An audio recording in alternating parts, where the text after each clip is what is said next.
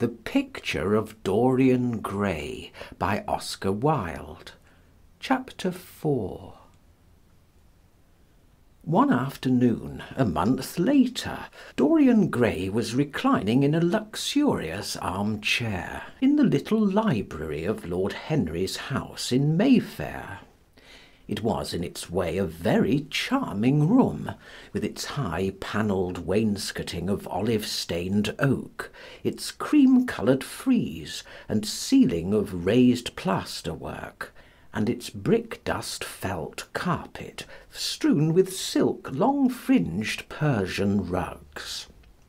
On a tiny satin-wood table stood a statuette by Clodion, and beside it lay a copy of Les Cent Nouvelles, bound for Margaret of Valois by Clovis Eve, and powdered with the gilt daisies that Queen had selected for her device.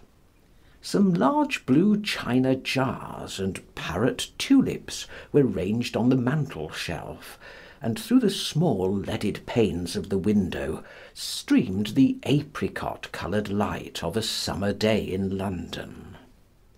Lord Henry had not yet come in. He was always late on principle, his principle being that punctuality is the thief of time.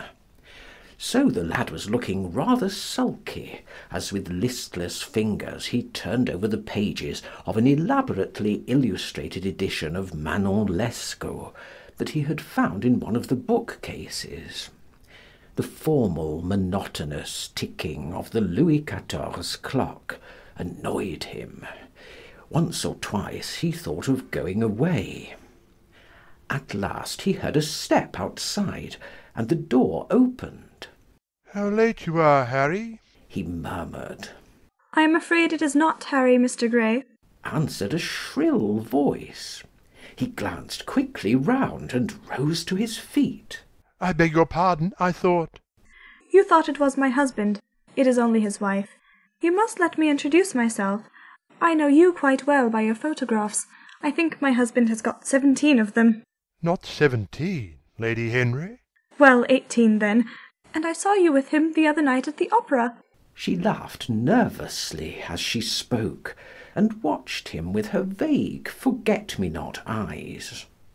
She was a curious woman, whose dresses always looked as if they had been designed in a rage and put on in a tempest. She was usually in love with somebody, and as her passion was never returned, she had kept all her illusions. She tried to look picturesque, but only succeeded in being untidy. Her name was Victoria, and she had a perfect mania for going to church.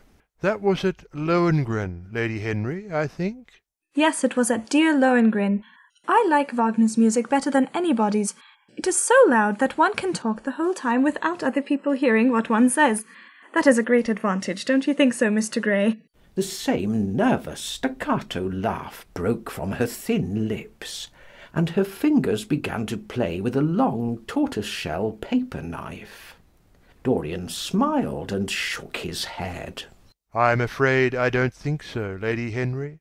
I never talk during music, at least during good music.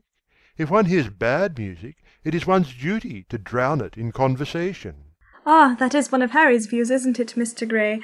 I always hear Harry's views from his friends. It is the only way I get to know of them. But you must not think I don't like good music. I adore it, but I am afraid of it. It makes me too romantic. I have simply worshipped pianists. 2 at a time sometimes, Harry tells me. I don't know what it is about them. Perhaps it is that they are foreigners. They all are, ain't they? Even those that are born in England become foreigners at a time, don't they? It is so clever of them, and such a compliment to art. Makes it quite cosmopolitan, doesn't it?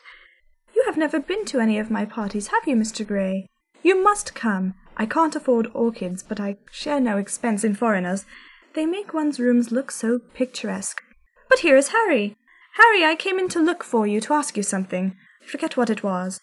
And I found Mr. Gray here. We have had such a pleasant chat about music. We have quite the same ideas. No, I think our ideas are quite different, but he has been most pleasant. I am so glad I've seen him. I am charmed, my love, quite charmed, said Lord Henry, elevating his dark crescent-shaped eyebrows, and looking at them both with an amused smile. So sorry I'm late, Dorian. I went to look after a piece of old brocade in Wardour Street, and had to bargain for hours for it. Nowadays people know the price of everything and the value of nothing.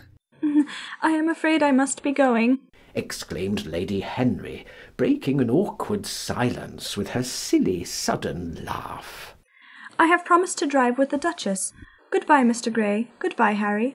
You are dining out, I suppose? So am I. Perhaps I shall see you at Lady Thornbury's. I dare say, my dear, said Lord Henry, shutting the door behind her, as looking like a bird of paradise that had been out all night in the rain, she flitted out of the room, leaving a faint odour of frangipane. Then he lit a cigarette and flung himself down on the sofa. Never marry a woman with straw-coloured hair, Dorian, he said after a few puffs. Why, Harry? Because they are so sentimental. But I like sentimental people. Never marry at all, Dorian. Men marry because they are tired, women because they are curious. Both are disappointed. I don't think I am likely to marry, Harry. I am too much in love. That is one of your aphorisms. I am putting it into practice, as I do everything that you say. Who are you in love with? Asked Lord Henry after a pause. With an actress, said Dorian Gray, blushing. Lord Henry shrugged his shoulders. That is a rather commonplace debut. You would not say so if you saw her, Harry. Who is she? Her name is Sibyl Vane. Never heard of her. No one has. People will some day, however. She is a genius. My dear boy, no woman is a genius. Women are a decorative sex. They never have anything to say, but they say it charmingly. Women represent the triumph of matter over mind, just as men represent the triumph of mind over morals. Harry, how can you? My dear Dorian, it is quite true. I am analysing women at present, so I ought to know. The subject is not so abstruse as I thought it was. I find that ultimately there are only two kinds of women, the plain and the coloured. The plain women are very useful. If you want to gain a reputation for respectability, you have merely to take them down to supper. The other women are very charming. They commit one mistake, however. They paint in order to try and look young. Our grandmothers painted in order to try and talk brilliantly. Rouge and esprit used to go together. That is all over now. As long as a woman can look 10 years younger than her own daughter, she is perfectly satisfied. As for conversation, there are only 5 women in London worth talking to, and 2 of those can't be admitted into decent society. However, tell me about your genius. How long have you known her? Ah, Harry, your views terrify me. Never mind that. How long have you known her? About 3 weeks. And where did you come across her? I will tell you, Harry, but you mustn't be unsympathetic about it. After all, it never would have happened if I had not met you. You filled me with a wild desire to know everything about life. For days after I met you, something seemed to throb in my veins. As I lounged in the park, or strolled down Piccadilly, I used to look at every one who passed me and wonder, with a mad curiosity, what sort of lives they led. Some of them fascinated me. Others filled me with terror. There was an exquisite poison in the air. I had a passion for sensations. Well, one evening about 7 o'clock, I determined to go out in search of some adventure. I felt that this grey, monstrous London of ours, with its myriads of people, its sordid sinners, and its splendid sins, as you once phrased it, must have something in store for me. I fancied 1,000 things. The mere danger gave me a sense of delight. I remembered what you had said to me on that wonderful evening when we first dined together, about the search for beauty being the real secret of life. I don't know what I expected, but I went out and wandered eastward, soon losing my way in a labyrinth of grimy streets and black grassless squares. About 8:30, I passed by an absurd little theatre, with great flaring gas jets and gaudy playbills. A hideous Jew, in the most amazing waistcoat I ever beheld in my life, was standing at the entrance, smoking a vile cigar. He had greasy ringlets, and an enormous diamond blazed in the centre of a soiled shirt. "Ever box, my lord?" he said when he saw me, and he took off his hat with an air of gorgeous civility. There was something about him, Harry, that amused me. He was such a monster. You will laugh at me, I know, but I really went in and paid a whole guinea for the stage box.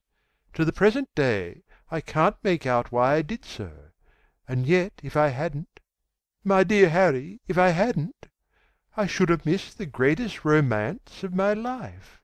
I see you are laughing. It is horrid of you." I am not laughing, Dorian. At least I am not laughing at you. But you should not say the greatest romance of your life. You should say the first romance of your life. You will always be loved, and you will always be in love with love. A grande passion is the privilege of people who have nothing to do. That is the one use of the idle classes of a country. Don't be afraid. There are exquisite things in store for you. This is merely the beginning. "Do you think my nature so shallow?" cried Dorian Gray angrily. No, I think your nature so deep. "How do you mean?" My dear boy, the people who love only once in their lives are really the shallow people. What they call their loyalty and their fidelity, I call either the lethargy of custom or their lack of imagination. Faithfulness is to the emotional life what consistency is to the life of the intellect, simply a confession of failure. Faithfulness! I must analyze it some day. The passion for property is in it. There are many things that we would throw away, if we were not afraid that others might pick them up. Oh, but I don't want to interrupt you. Go on with your story. "Well, I found myself seated in a horrid little private box, with a vulgar drop scene staring me in the face. I looked out from behind the curtain and surveyed the house. It was a tawdry affair, all cupids and cornucopias, like a third-rate wedding cake. The gallery and pit were fairly full, but the 2 rows of dingy stalls were quite empty, and there was hardly a person in what I supposed they called the dress circle.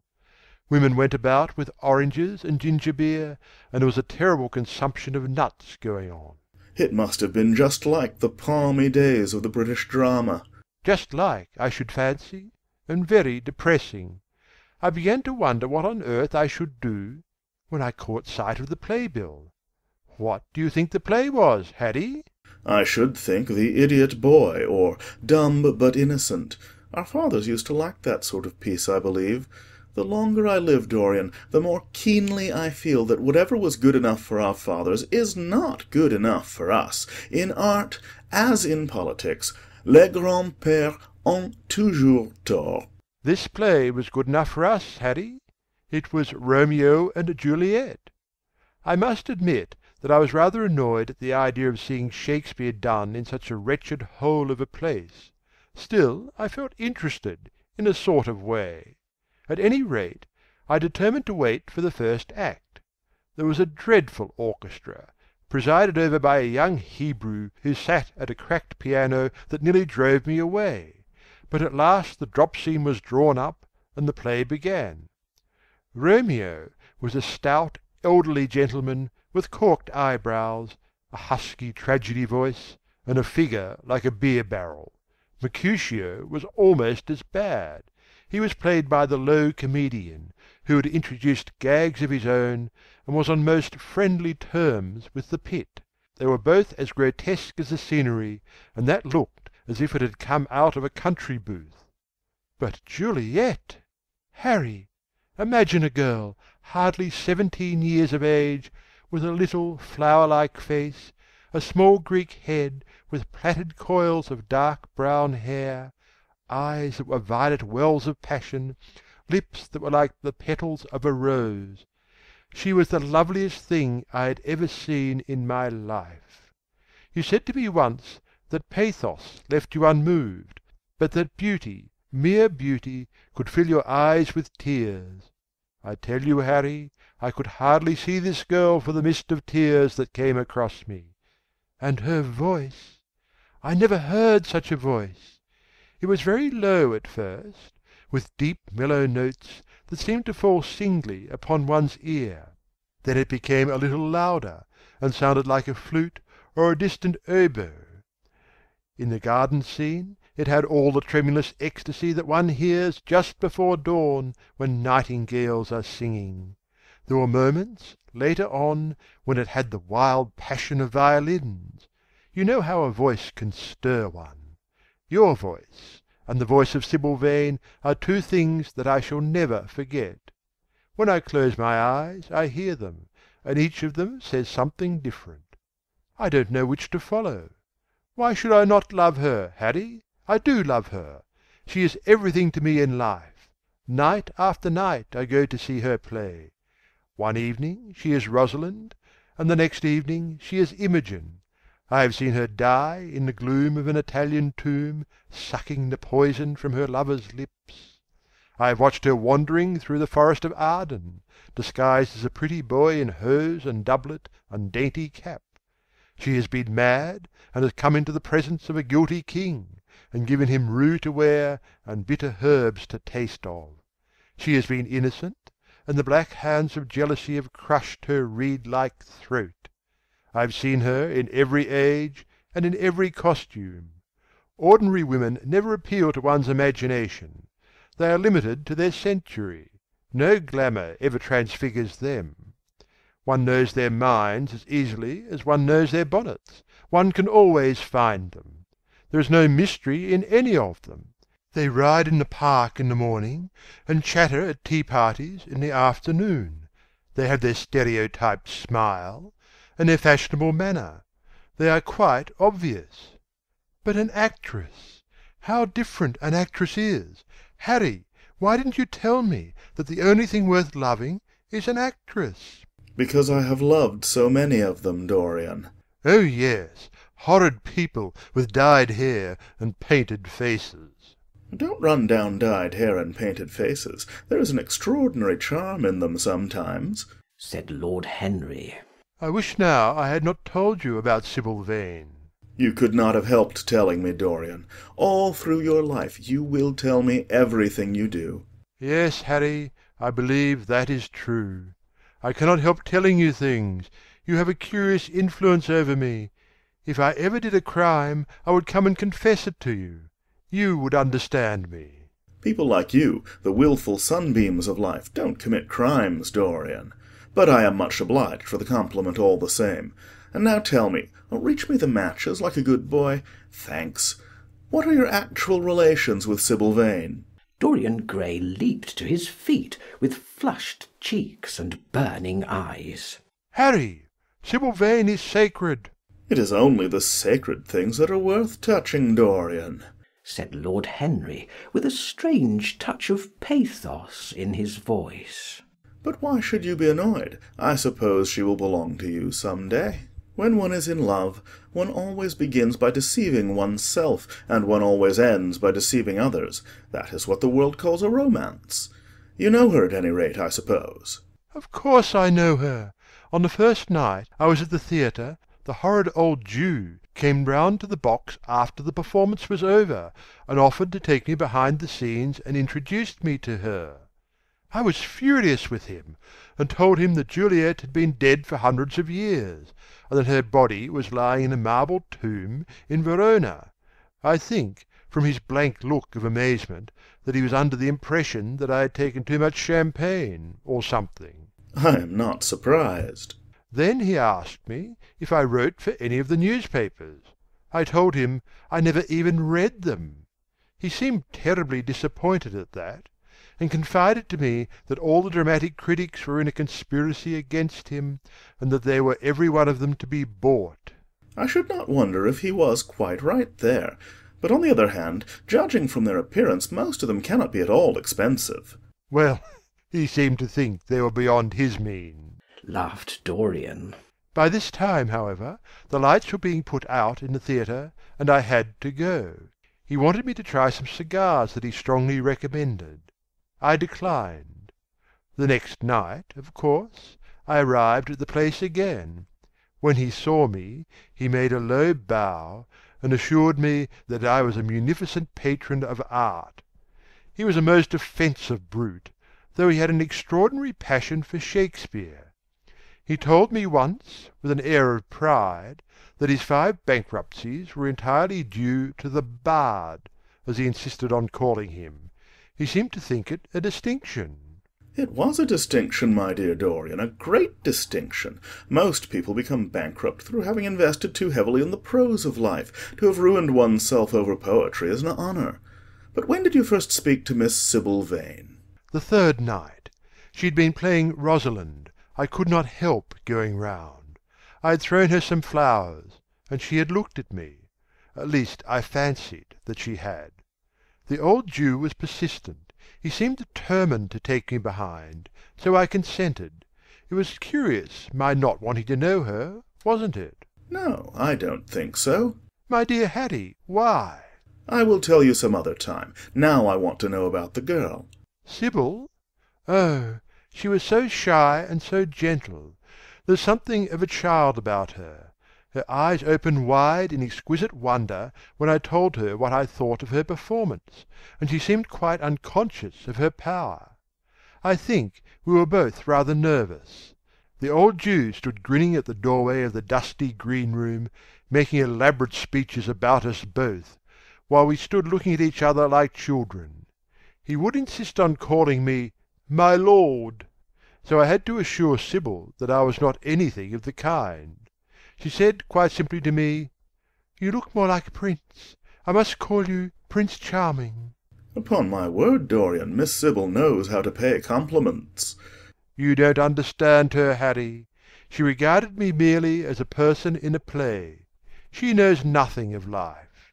She lives with her mother, a faded, tired woman who played Lady Capulet in a sort of magenta dressing wrapper on the first night, and looks as if she had seen better days. I know that look. It depresses me, murmured Lord Henry, examining his rings. The Jew wanted to tell me her history, but I said it did not interest me. You were quite right. There is always something infinitely mean about other people's tragedies. Sibyl is the only thing I care about. What is it to me where she came from? From her little head to her little feet, she is absolutely and entirely divine. Every night of my life I go to see her act, and every night she is more marvellous. That is the reason, I suppose, that you never dine with me now. I thought you must have some curious romance on hand. You have, but it is not quite what I expected. My dear Harry, we either lunch or sup together every day, and I have been to the opera with you several times, said Dorian, opening his blue eyes in wonder. You always come dreadfully late. Well, I can't help going to see Sibyl play, he cried, even if it is only for a single act. I get hungry for her presence, and when I think of the wonderful soul that is hidden away in that little ivory body, I am filled with awe. You can dine with me tonight, Dorian, can't you? He shook his head. Tonight she is Imogen, he answered, and tomorrow night she will be Juliet. When is she Sibyl Vane? Never. I congratulate you. How horrid you are! She is all the great heroines of the world in one. She is more than an individual. You laugh, but I tell you she has genius. I love her, and I must make her love me. You, who know all the secrets of life, tell me how to charm Sibyl Vane to love me. I want to make Romeo jealous. I want the dead lovers of the world to hear our laughter and grow sad. I want a breath of our passion to stir their dust into consciousness, to wake their ashes into pain. My God, Harry, how I worship her!" He was walking up and down the room as he spoke. Hectic spots of red burned on his cheeks. He was terribly excited. Lord Henry watched him with a subtle sense of pleasure. How different he was now from the shy, frightened boy he had met in Basil Hallward's studio. His nature had developed like a flower, had borne blossoms of scarlet flame. Out of its secret hiding-place had crept his soul, and desire had come to meet it on the way. "And what do you propose to do?" said Lord Henry at last. I want you and Basil to come with me some night and see her act. I have not the slightest fear of the result. You are certain to acknowledge her genius. Then we must get her out of the Jew's hands. She is bound to him for 3 years, at least for 2 years and 8 months from the present time. I shall have to pay him something, of course. When all that is settled, I shall take a West End theatre and bring her out properly. She will make the world as mad as she has made me." "That would be impossible, my dear boy." "Yes, she will. She has not merely art, consummate art instinct in her, but she has personality also, and you have often told me that it is personalities, not principles, that move the age." "Well, what night shall we go?" "Let me see. To-day is Tuesday. Let us fix to-morrow. She plays Juliet to-morrow." "All right. The Bristol at 8 o'clock, and I will get Basil." "Not 8, Harry, please. 6:30. We must be there before the curtain rises. You must see her in the first act, where she meets Romeo." 6:30? What an hour! It will be like having a meat tea, or reading an English novel. It must be 7. No gentleman dines before 7. Shall you see Basil between this and then, or shall I write to him? "Dear Basil, I have not laid eyes on him for a week. It is rather horrid of me, as he has sent me my portrait in a most wonderful frame, specially designed by himself, and, though I am a little jealous of the picture for being a whole month younger than I am, I must admit that I delight in it. Perhaps you had better write to him. I don't want to see him alone. He says things that annoy me. He gives me good advice." Lord Henry smiled. People are very fond of giving away what they need most themselves. It is what I call the depth of generosity. "Oh, Basil is the best of fellows, but he seems to me to be just a bit of a Philistine. Since I have known you, Harry, I have discovered that." Basil, my dear boy, puts everything that is charming in him into his work. The consequence is that he has nothing left for life but his prejudices, his principles, and his common sense. The only artists I have ever known who are personally delightful are bad artists. Good artists exist simply in what they make, and consequently are perfectly uninteresting in what they are. A great poet, a really great poet, is the most unpoetical of all creatures. But inferior poets are absolutely fascinating.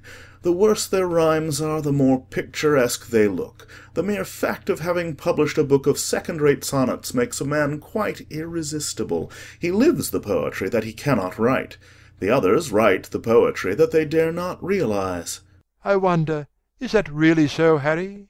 said Dorian Gray, putting some perfume on his handkerchief out of a large gold-topped bottle that stood on the table. "It must be, if you say it. And now I am off. Imogen is waiting for me. Don't forget about to-morrow. Good-bye." As he left the room, Lord Henry's heavy eyelids drooped, and he began to think. Certainly few people had ever interested him so much as Dorian Gray, and yet the lad's mad adoration of someone else caused him not the slightest pang of annoyance or jealousy. He was pleased by it. It made him a more interesting study.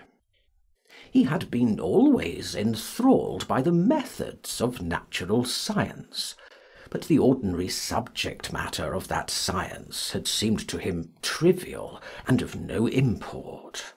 And so he had begun by vivisecting himself, as he had ended by vivisecting others. Human life, that appeared to him the one thing worth investigating. Compared to it, there was nothing else of any value. It was true that as one watched life in its curious crucible of pain and pleasure, one could not wear over one's face a mask of glass, nor keep the sulphurous fumes from troubling the brain and making the imagination turbid with monstrous fancies and misshapen dreams. There were poisons so subtle that to know their properties one had to sicken of them. There were maladies so strange that one had to pass through them if one sought to understand their nature. And yet what a great reward one received! How wonderful the whole world became to one! To note the curious hard logic of passion, and the emotional coloured life of the intellect, to observe where they met and where they separated, at what point they were in unison, and at what point they were at discord. There was a delight in that. What matter what the cost was? One could never pay too high a price for any sensation. He was conscious, and the thought brought a gleam of pleasure into his brown agate eyes, that it was through certain words of his, musical words said with musical utterance, that Dorian Gray's soul had turned to this white girl and bowed in worship before her.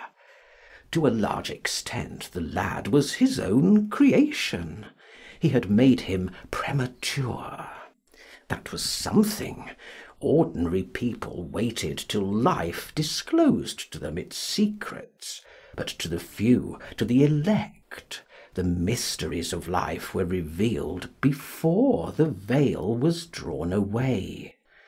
Sometimes this was the effect of art, and chiefly of the art of literature, which dealt immediately with the passions and the intellect.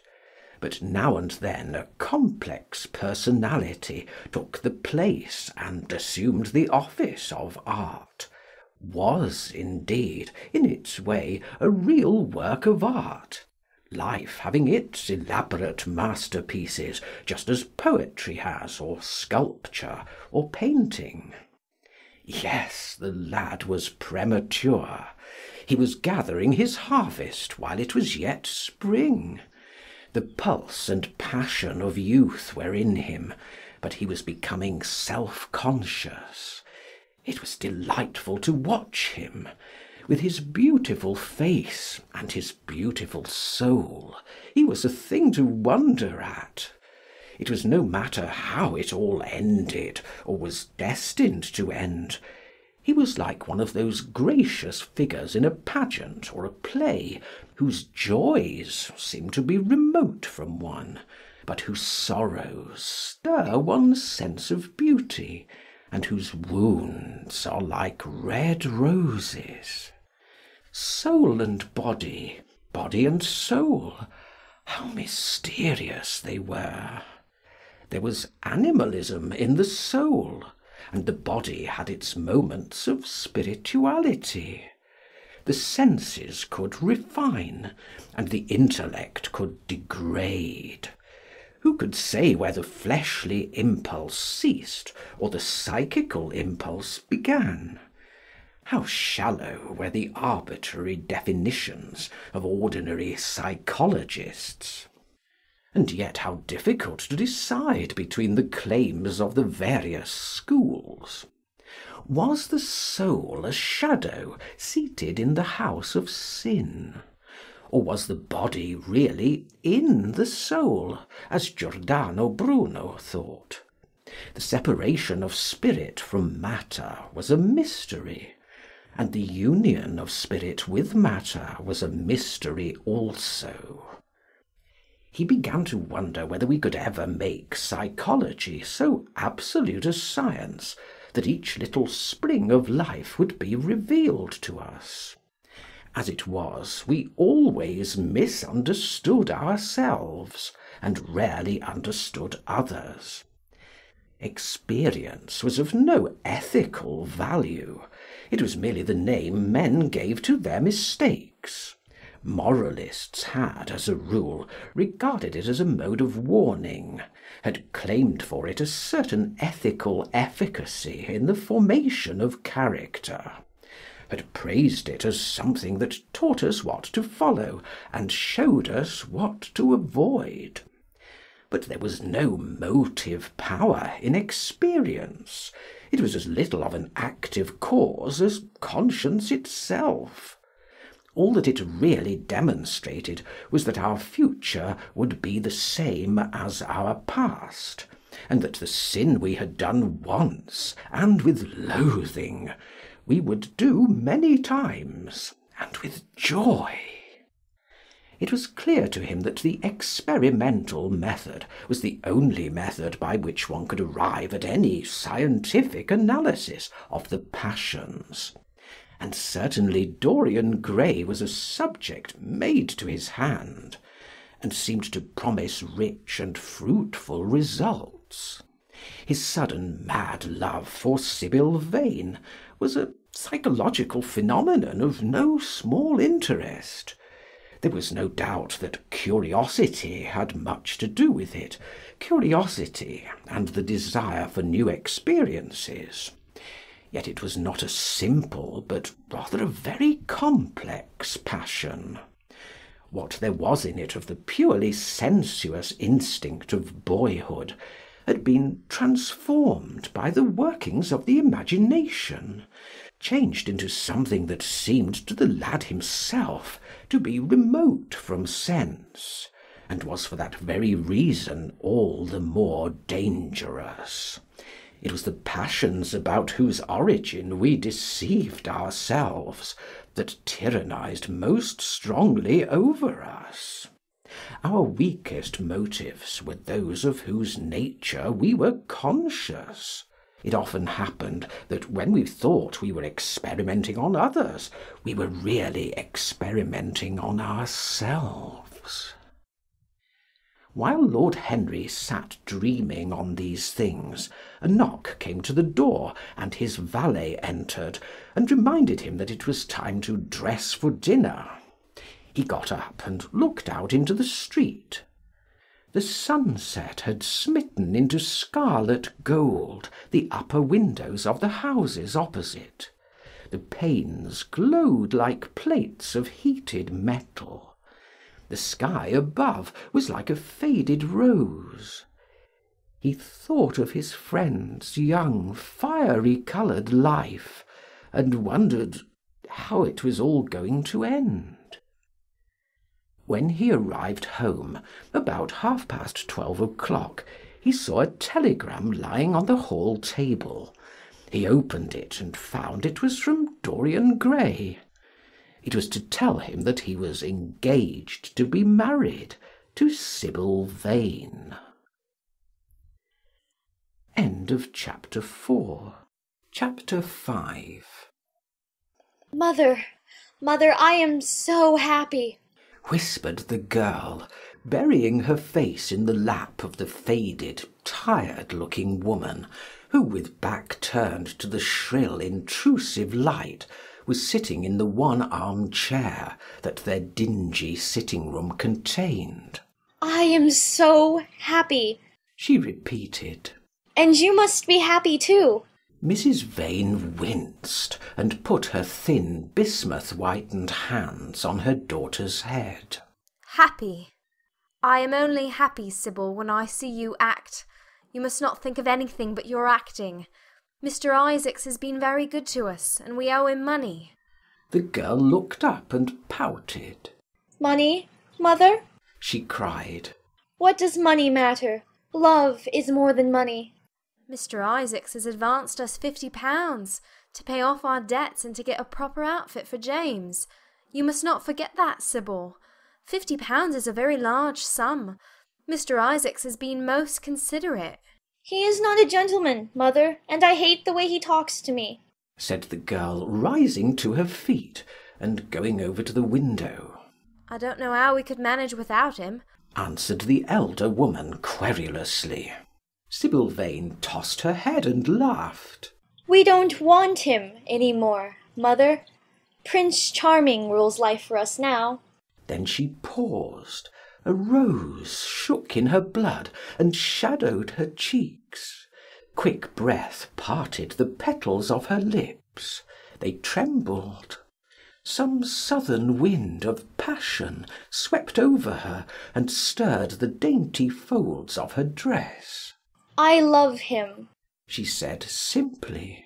Foolish child, foolish child, was the parrot phrase flung in answer. The waving of crooked, false jewelled fingers gave grotesqueness to the words. The girl laughed again. The joy of a caged bird was in her voice.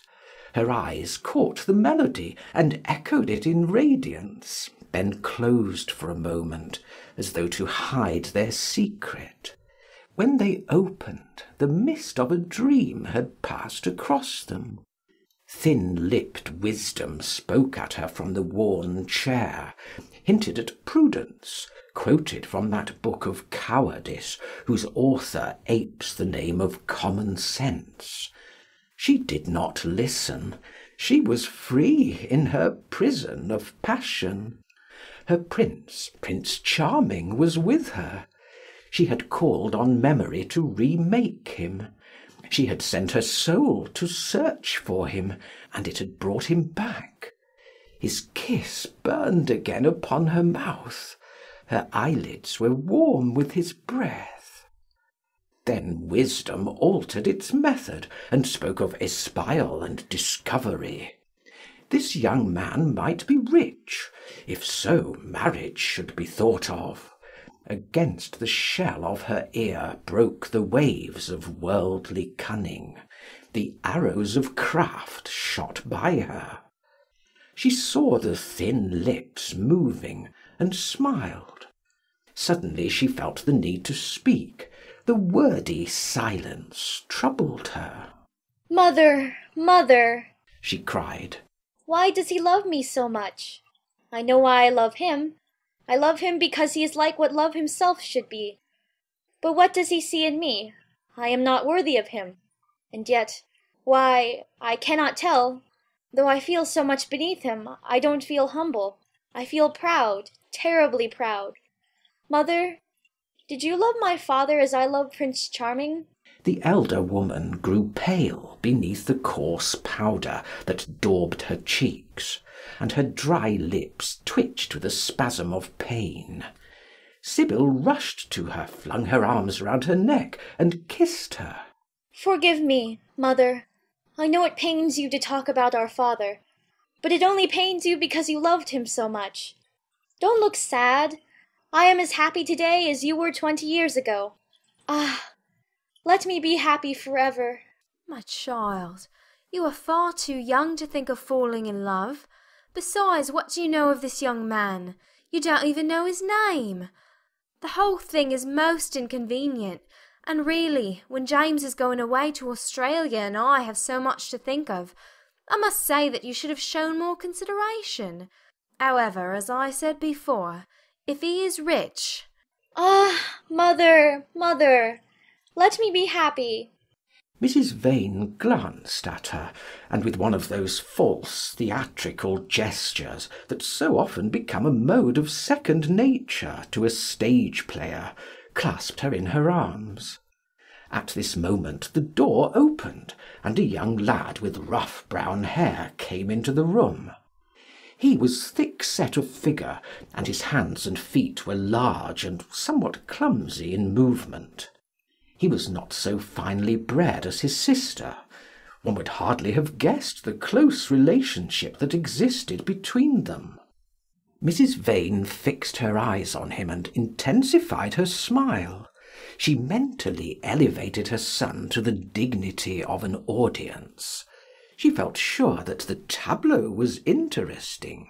You might keep some of your kisses for me, Sibyl, I think, said the lad with a good-natured grumble.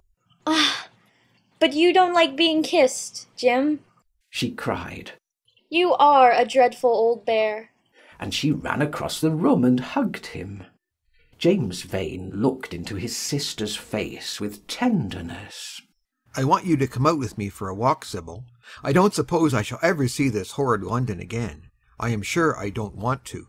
My son, don't say such dreadful things, murmured Mrs. Vane, taking up a tawdry theatrical dress with a sigh, and beginning to patch it. She felt a little disappointed that he had not joined the group. It would have increased the theatrical picturesqueness of the situation. Why not, mother? I mean it. You pain me, my son.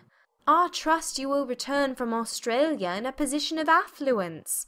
I believe there is no society of any kind in the colonies, nothing that I would call society. So when you have made your fortune, you must come back and assert yourself in London. Society, muttered the lad. I don't want to know anything about that. I should like to make some money to take you and Sibyl off the stage. I hate it.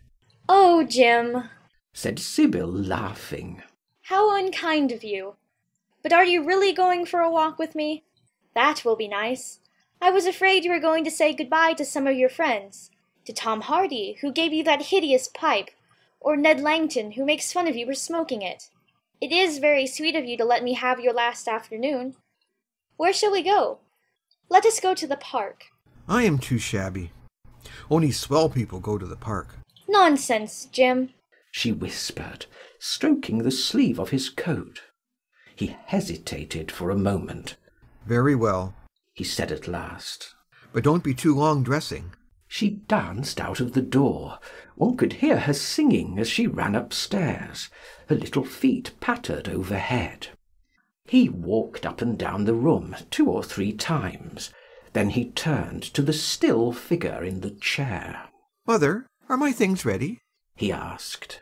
Quite ready, James, she answered, keeping her eyes on her work. For some months past she had felt ill at ease when she was alone with this rough, stern son of hers. Her shallow, secret nature was troubled when their eyes met. She used to wonder if he suspected anything. The silence, for he made no other observation, became intolerable to her. She began to complain. Women defend themselves by attacking, just as they attack by sudden and strange surrenders. I hope you will be contented, James, with your seafaring life, she said. You must remember that it is your own choice. You might have entered a solicitor's office. Solicitors are a very respectable class, and in the country often dine with the best families. I hate offices, and I hate clerks, he replied. But you are quite right. I have chosen my own life. All I say is, watch over Sibyl. Don't let her come to any harm. Mother, you must watch over her. James, you really talk very strangely. Of course I watch over Sibyl. I hear a gentleman comes every night to the theatre and goes behind to talk to her. Is that right? What about that? You are speaking about things you don't understand, James. In the profession, we are accustomed to receive a great deal of most gratifying attention. I myself used to receive many bouquets at one time. That was when acting was really understood. As for Sibyl, I do not know at present whether her attachment is serious or not, but there is no doubt that the young man in question is a perfect gentleman. He is always most polite to me. Besides, he has the appearance of being rich, and the flowers he sends are lovely. You don't know his name, though, said the lad harshly. No, answered his mother with a placid expression in her face. He has not yet revealed his real name. I think it is quite romantic of him. He is probably a member of the aristocracy. James Vane bit his lip. Watch over Sibyl, mother, he cried. Watch over her. My son, you distress me very much. Sibyl is always under my special care. Of course, if this gentleman is wealthy, there is no reason why she should not contract an alliance with him. I trust he is one of the aristocracy. He has all the appearance of it, I must say. It might be a most brilliant marriage for Sibyl. They would make a charming couple. His good looks are really quite remarkable. Everybody notices them. The lad muttered something to himself and drummed on the window-pane with his coarse fingers. He had just turned round to say something when the door opened and Sibyl ran in. "How serious you both are!" she cried. "What is the matter?" Nothing, he answered. I suppose one must be serious sometimes. Goodbye, Mother. I will have my dinner at 5 o'clock. Everything is packed, except my shirts, so you need not trouble. Goodbye, my son, she answered with a bow of strained stateliness. She was extremely annoyed at the tone he had adopted with her, and there was something in his look that made her feel afraid. "Kiss me, Mother," said the girl. Her flower-like lips touched the withered cheek and warmed its frost. my child, my child, cried Mrs. Vane, looking up to the ceiling in search of an imaginary gallery. Come, Sibyl, said her brother impatiently. He hated his mother's affectations. They went out into the flickering wind-blown sunlight and strolled down the dreary Euston Road. The passers-by glanced in wonder at the sullen, heavy youth who, in coarse, ill-fitting clothes, was in the company of such a graceful, refined-looking girl. He was like a common gardener walking with a rose. Jim frowned from time to time when he caught the inquisitive glance of some stranger. He had that dislike of being stared at, which comes on geniuses late in life, and never leaves the commonplace. Sibyl, however, was quite unconscious of the effect she was producing. Her love was trembling in laughter on her lips. She was thinking of Prince Charming, and that she might think of him all the more, she did not talk of him, but prattled on about the ship in which Jim was going to sail, about the gold he was certain to find, about the wonderful heiress whose life he was to save from the wicked red-shirted bushrangers. For he was not going to remain a sailor, or a supercargo, or whatever he was going to be. Oh no! A sailor's existence was dreadful.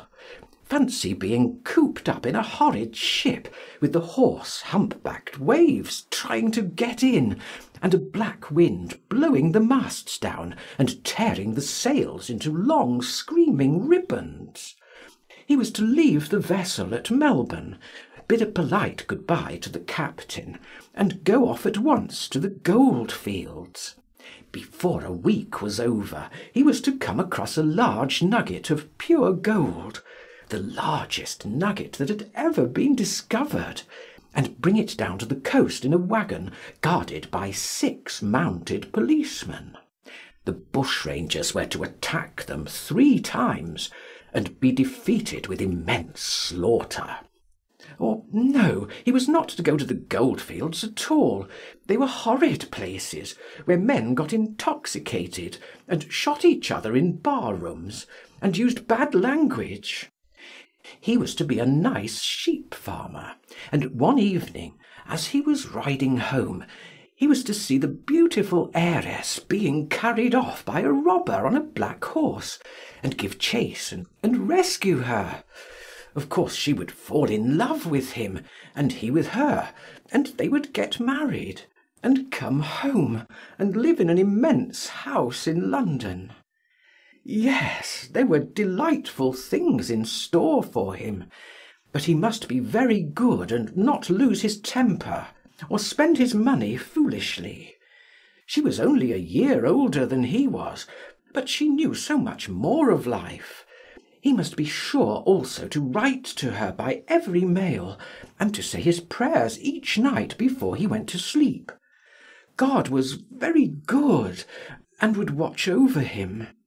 She would pray for him too, and in a few years he would come back quite rich and happy.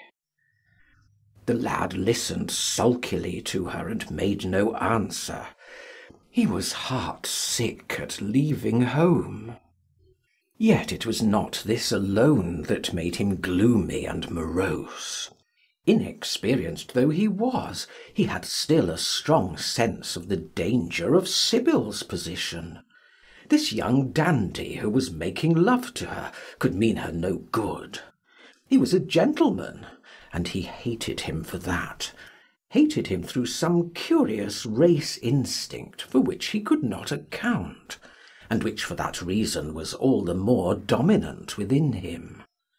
He was conscious also of the shallowness and vanity of his mother's nature, and in that saw infinite peril for Sibyl and Sibyl's happiness. Children begin by loving their parents. As they grow older, they judge them. Sometimes they forgive them. His mother. He had something on his mind to ask of her, something that he had brooded on for many months of silence. A chance phrase that he had heard at the theatre, a whispered sneer that had reached his ears, one night as he waited at the stage door, had set loose a train of horrible thoughts. He remembered it as if it had been the lash of a hunting crop across his face. His brows knit together into a wedge-like furrow, and with a twitch of pain he bit his underlip. "You are not listening to a word I am saying, Jim," cried Sibyl. "and I am making the most delightful plans for your future. Do say something." What do you want me to say? "Oh, that you will be a good boy and not forget us," she answered, smiling at him. He shrugged his shoulders. You are more likely to forget me than I am to forget you, Sibyl. She flushed. "What do you mean, Jim?" she asked. You have a new friend, I hear. Who is he? Why have you not told me about him? He means you no good." "Stop, Jim!" she exclaimed. "You must not say anything against him. I love him." Why, you don't even know his name, answered the lad. Who is he? I have a right to know. "He is called Prince Charming. Don't you like the name? Oh, you silly boy, you should never forget it. If you only saw him, you would think him the most wonderful person in the world. Some day you will meet him. When you come back from Australia, you will like him so much. Everybody likes him, and I love him. I wish you could come to the theatre tonight. He is going to be there, and I am to play Juliet. Oh, how I shall play it! Fancy, Jim, to be in love and play Juliet, to have him sitting there, to play for his delight. I am afraid I may frighten the company, frighten or enthrall them. To be in love is to surpass oneself. Poor dreadful Mr. Isaacs will be shouting 'Genius' to his loafers at the bar. He has preached me as a dogma. Tonight he will announce me as a revelation. I feel it. And it is all his only. Prince Charming, my wonderful lover, my god of graces. But I am poor beside him. Poor? What does that matter? When poverty creeps in at the door, love flies in through the window. Our proverbs want rewriting. They were made in winter, and it is summer now. Springtime for me, I think, a very dance of blossoms and blue skies. He is a gentleman? Said the lad sullenly. A prince! She cried musically. What more do you want? He wants to enslave you. I shudder at the thought of being free. I want you to be aware of him. To see him is to worship him. To know him is to trust him. Sibyl, you are mad about him. She laughed and took his arm. You dear old Jim, you talk as if you were 100. Some day you will be in love yourself. Then you will know what it is. Don't look so sulky. Surely you should be glad to think that, though you are going away, you leave me happier than I have ever been before. Life has been hard for us both, terribly hard and difficult. But it will be different now. You are going to a new world, and I have found one. Here are 2 chairs. Let us sit down and see the smart people go by. They took their seats amidst a crowd of watchers. The tulip beds across the road flamed like throbbing rings of fire. A white dust, tremulous cloud of orris root, it seemed, hung in the panting air. The brightly coloured parasols danced and dipped like monstrous butterflies. She made her brother talk of himself. himself, his hopes, his prospects. He spoke slowly and with effort. They passed words to each other as players at a game pass counters. Sibyl felt oppressed. She could not communicate her joy. A faint smile curving that sullen mouth was all the echo she could win. After some time she became silent. Suddenly she caught a glimpse of golden hair and laughing lips, and in an open carriage with two ladies, Dorian Gray drove past. She started to her feet. "There he is!" she cried. Who? Said Jim Vane. "Prince Charming!" she answered, looking after the Victoria. He jumped up and seized her roughly by the arm. Show him to me. Which is he? Point him out. I must see him, he exclaimed. But at that moment the Duke of Berwick's four-in-hand came between, and when it had left the space clear, the carriage had swept out of the park.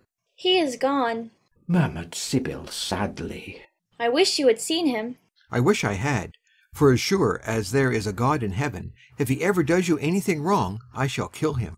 She looked at him in horror. He repeated his words. They cut the air like a dagger. The people round began to gape. A lady standing close to her tittered. "Come away, Jim. Come away," she whispered. He followed her doggedly as she passed through the crowd. He felt glad at what he had said. When they reached the Achilles statue, she turned round. There was pity in her eyes that became laughter on her lips. She shook her head at him. "You are foolish, Jim. Utterly foolish. A bad-tempered boy, that is all. How can you say such horrible things? You don't know what you are talking about. You are simply jealous and unkind. I wish you would fall in love. Love makes people good, and what you said was wicked." I am 16, he answered, and I know what I am about. Mother is no help to you. She doesn't understand how to look after you. I wish now that I was not going to Australia at all. I have a great mind to chuck the whole thing up. I would, if my articles hadn't been signed. "Oh, don't be so serious, Jim. You were like one of the heroes of those silly melodramas Mother used to be so fond of acting in. I am not going to quarrel with you. I have seen him, and oh, to see him is perfect happiness. We won't quarrel. I know you would never harm anyone I love. Would you?" Not as long as you love him, I suppose, was the sullen answer. "I shall love him forever," she cried. And he? "Forever, too." He had better. She shrank from him. Then she laughed and put her hand on his arm. He was merely a boy. At the Marble Arch they hailed an omnibus, which left them close to their shabby home in the Euston Road. It was after 5 o'clock, and Sibyl had to lie down for a couple of hours before acting. Jim insisted that she should do so. He said that he would sooner part with her when their mother was not present. She would be sure to make a scene, and he detested scenes of every kind.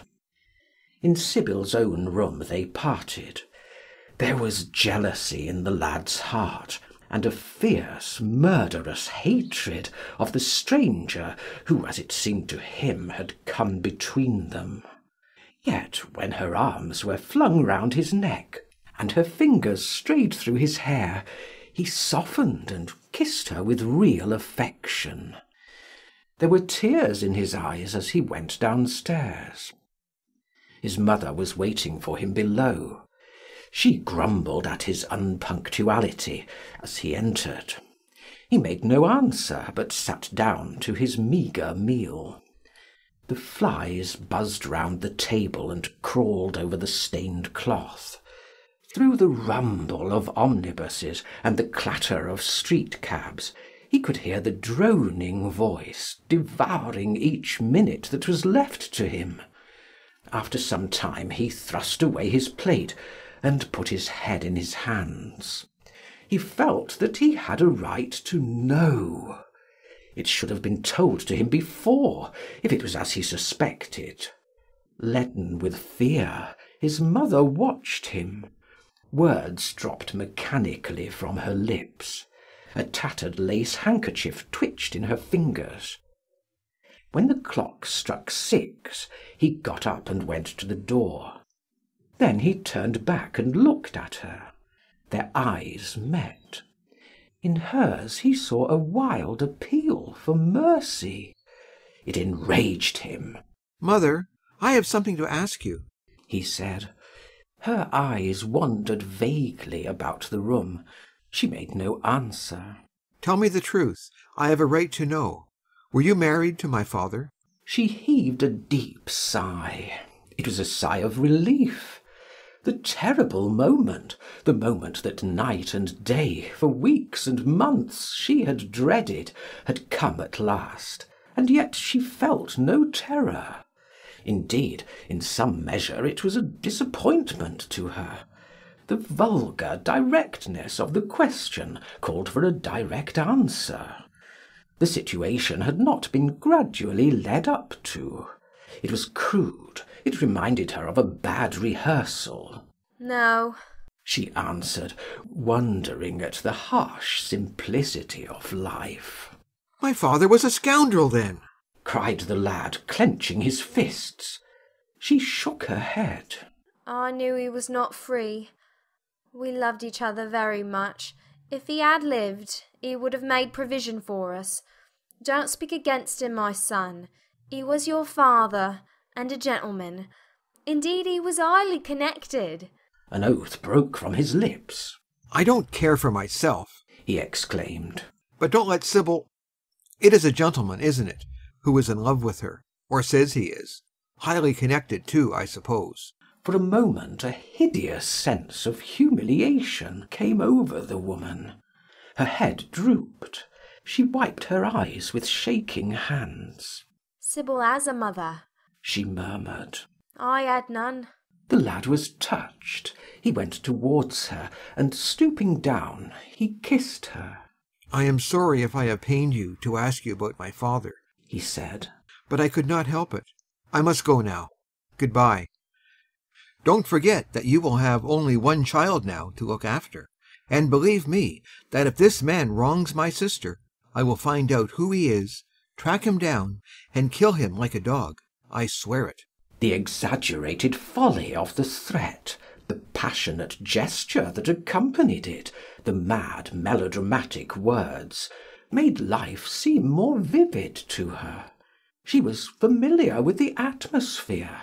She breathed more freely, and for the first time for many months she really admired her son.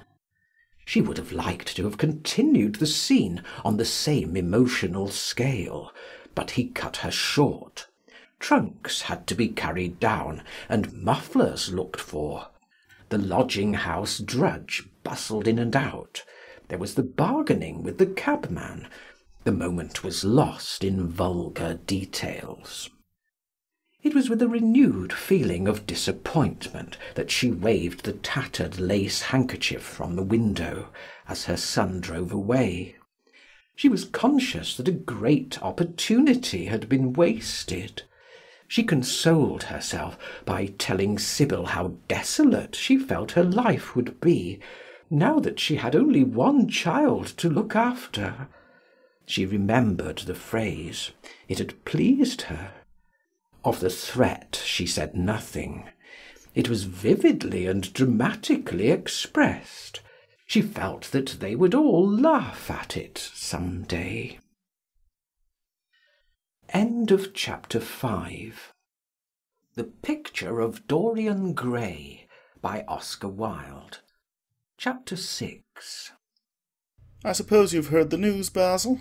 said Lord Henry that evening, as Hallward was shown into a little private room at the Bristol, where dinner had been laid for 3. "No, Harry?" answered the artist, giving his hat and coat to the bowing waiter. "What is it?"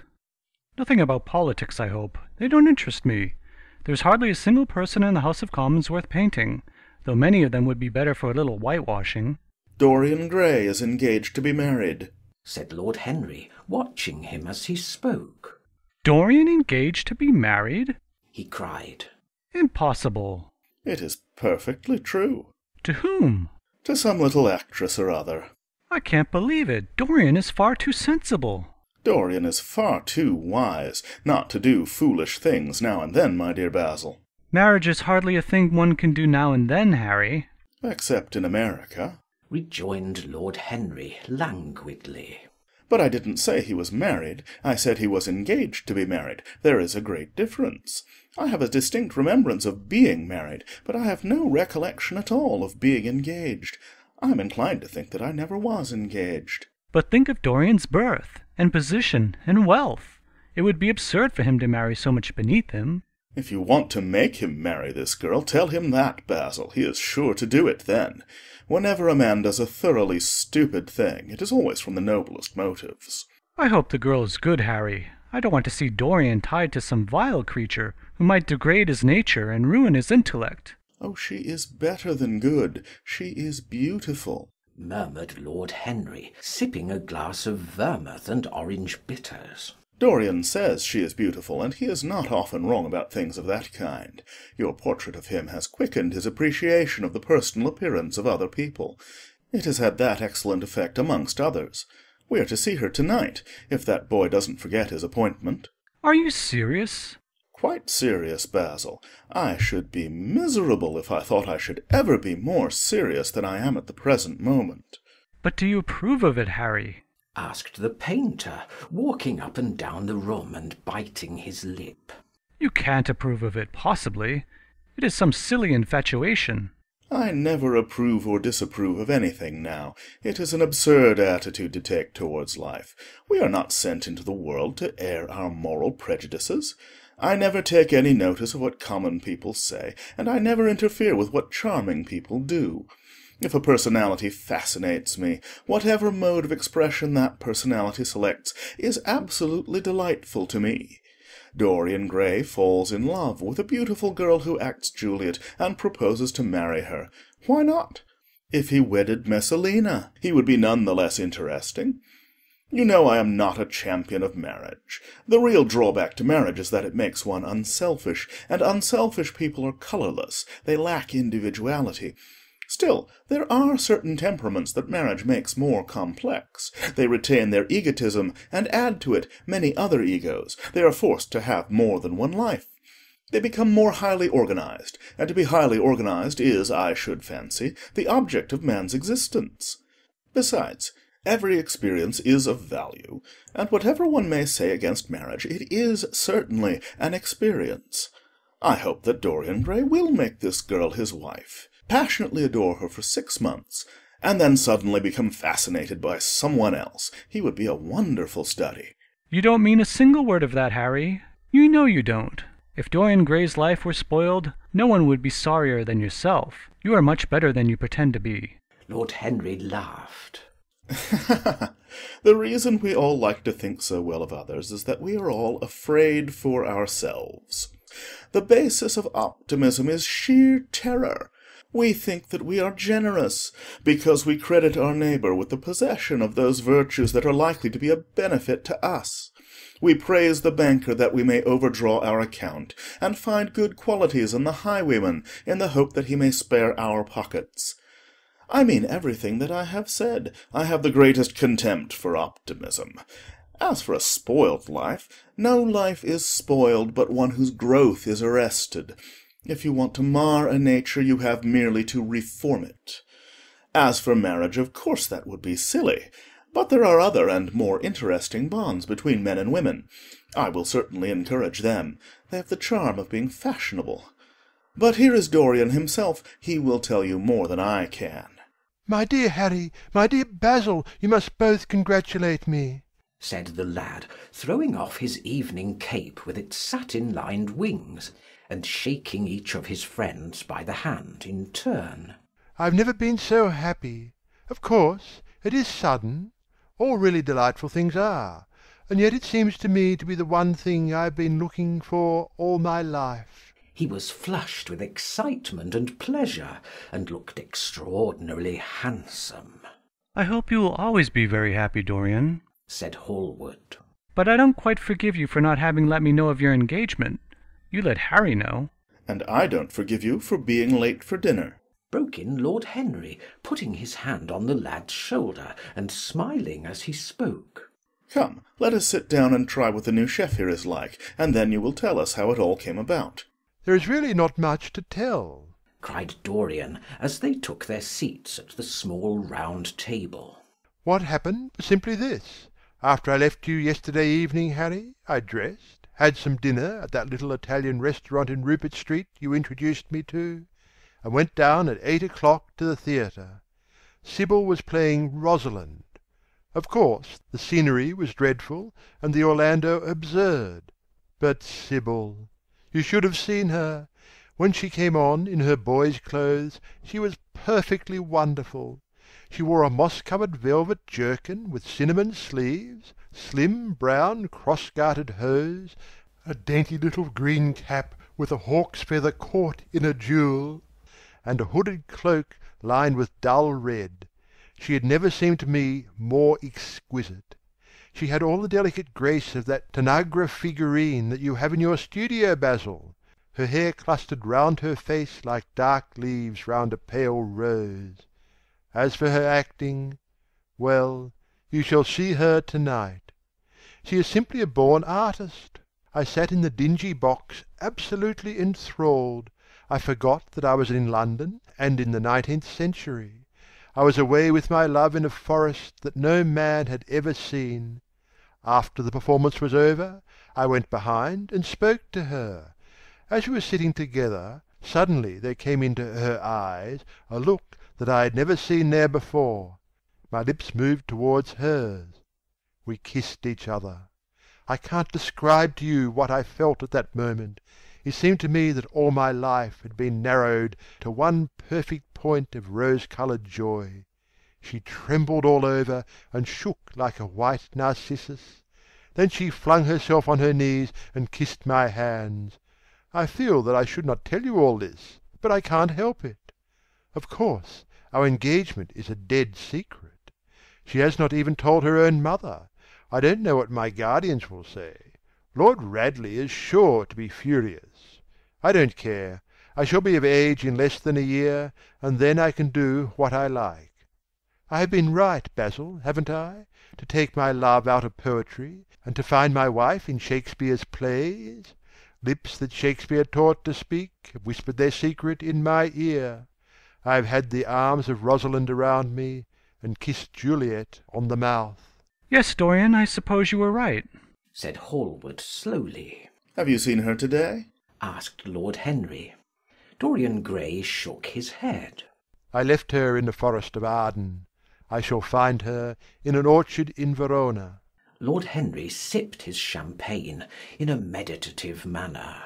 At what particular point did you mention the word marriage, Dorian? And what did she say in answer? Perhaps you forgot all about it. My dear Harry, I did not treat it as a business transaction, and I did not make any formal proposal. I told her that I loved her, and she said she was not worthy to be my wife. Not worthy? Why, the whole world is nothing to me compared with her. Women are wonderfully practical, murmured Lord Henry. Much more practical than we are. In situations of that kind, we often forget to say anything about marriage, and they always remind us. Hallward laid his hand upon his arm.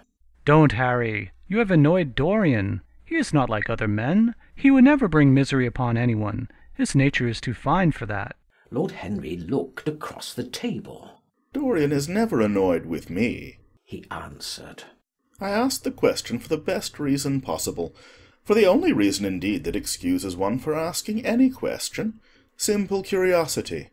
I have a theory that it is always the women who propose to us, and not we who propose to the women, except, of course, in middle-class life, but then the middle classes are not modern. Dorian Gray laughed and tossed his head. You are quite incorrigible, Harry, but I don't mind. It is impossible to be angry with you. When you see Sibyl Vane, you will see that the man who could wrong her would be a beast without a heart. I cannot understand how anyone could wish to shame the thing he loves. I love Sibyl Vane. I want to place her on a pedestal of gold and to see the world worship the woman who is mine. What is marriage? An irrevocable vow. You mock at it for that. Ah, don't mock. It is an irrevocable vow that I want to take. Her trust makes me faithful, her belief makes me good. When I am with her, I regret all that you have taught me. I become different from what you have known me to be. I am changed, and the mere touch of Sybil Vane's hand makes me forget you and all your wrong, fascinating, poisonous, delightful theories. And those are? Asked Lord Henry, helping himself to some salad. Oh, your theories about life, your theories about love, your theories about pleasure. All your theories, in fact, Harry. Pleasure is the only thing worth having a theory about, he answered in his slow, melodious voice. But I am afraid I cannot claim my theory as my own. It belongs to nature, not to me. Pleasure is nature's test, her sign of approval. When we are happy, we are always good. But when we are good, we are not always happy. Ah, but what do you mean by good? Cried Basil Hallward. Yes, echoed Dorian, leaning back in his chair and looking at Lord Henry over the heavy clusters of purple-lipped irises that stood in the centre of the table. What do you mean by good, Harry? To be good is to be in harmony with oneself, he replied, touching the thin stem of his glass with his pale, fine-pointed fingers. Discord is to be forced to be in harmony with others. One's own life, that is the important thing. As for the lives of one's neighbours, if one wishes to be a prig or a Puritan, one can flaunt one's moral views about them, but they are not one's concern. Besides, individualism has really the higher aim. Modern morality consists in accepting the standard of one's age. I consider that for any man of culture to accept the standard of his age is a form of the grossest immorality. But surely if one lives merely for oneself, Harry, one pays a terrible price for doing so, suggested the painter. Yes, we are overcharged for everything nowadays. I should fancy that the real tragedy of the poor is that they can afford nothing but self-denial. Beautiful sins, like beautiful things, are the privilege of the rich. One has to pay in other ways but money. What sort of ways, Basil? Oh, I should fancy in remorse, in suffering, and, well, in the consciousness of degradation. Lord Henry shrugged his shoulders. My dear fellow, medieval art is charming, but medieval emotions are out of date. One can use them in fiction, of course, but then the only things that one can use in fiction are the things that one has ceased to use in fact. Believe me, no civilized man ever regrets a pleasure, and no uncivilized man ever knows what a pleasure is. I know what pleasure is, cried Dorian Gray. It is to adore someone. That is certainly better than being adored, he answered, toying with some fruits. Being adored is a nuisance. Women treat us just as humanity treats its gods. They worship us and are always bothering us to do something for them. I should have said that whatever they ask for they had first given to us, murmured the lad gravely. They create love in our natures. They have a right to demand it back. That is quite true, Dorian, cried Hallward. Nothing is ever quite true, said Lord Henry. That is, interrupted Dorian. You must admit, Harry, that women give to men the very gold of their lives. Possibly, he sighed. But they invariably want it back in such a very small change. That is the worry. Women, as some witty Frenchman once put it, inspire us with a desire to do masterpieces, and always prevent us from carrying them out. Harry, you are dreadful. I don't know why I like you so much. You will always like me, Dorian, he replied. Will you have some coffee, you fellows? Waiter, bring coffee and fine champagne and some cigarettes. Oh, no, don't mind the cigarettes, I have some. Basil, I can't allow you to smoke cigars. You must have a cigarette. A cigarette is the perfect type of a perfect pleasure. It is exquisite, and it leaves one unsatisfied. What more can one want? Yes, Dorian, you will always be fond of me. I represent to you all the sins you have never had the courage to commit. What nonsense you talk, Harry, cried the lad, taking a light from a fire-breathing silver dragon that the waiter had placed on the table. Let us go down to the theatre. When Sibyl comes on the stage you will have a new ideal of life. She will represent something to you that you have never known." "I have known everything," said Lord Henry, with a tired look in his eyes. "but I am always ready for a new emotion. I am afraid, however, that, for me at any rate, there is no such thing. Still, your wonderful girl may thrill me. I love acting. It is so much more real than life. Let us go. Dorian, you will come with me. I am so sorry, Basil, but there is only room for two in the brougham. You must follow us in a hansom." They got up and put on their coats, sipping their coffee standing. The painter was silent and preoccupied. There was a gloom over him. He could not bear this marriage, and yet it seemed to him to be better than many other things that might have happened. After a few minutes they all passed downstairs. He drove off by himself, as had been arranged, and watched the flashing lights of the little brougham in front of him. A strange sense of loss came over him. He felt that Dorian Gray would never again be to him all that he had been in the past. Life had come between them. His eyes darkened, and the crowded, flaring streets became blurred to his eyes. When the cab drew up at the theatre, it seemed to him that he had grown years older. End of chapter 6. The Picture of Dorian Gray by Oscar Wilde. Chapter 7. For some reason or other the house was crowded that night, and the fat Jew manager who met them at the door was beaming from ear to ear with an oily, tremulous smile. He escorted them to their box with a sort of pompous humility, waving his fat jewelled hands and talking at the top of his voice. Dorian Gray loathed him more than ever. He felt as if he had come to look for Miranda, and had been met by Caliban. Lord Henry, upon the other hand, rather liked him. At least he declared he did, and insisted on shaking him by the hand, and assuring him that he was proud to meet a man who had discovered a real genius, and had gone bankrupt over a poet.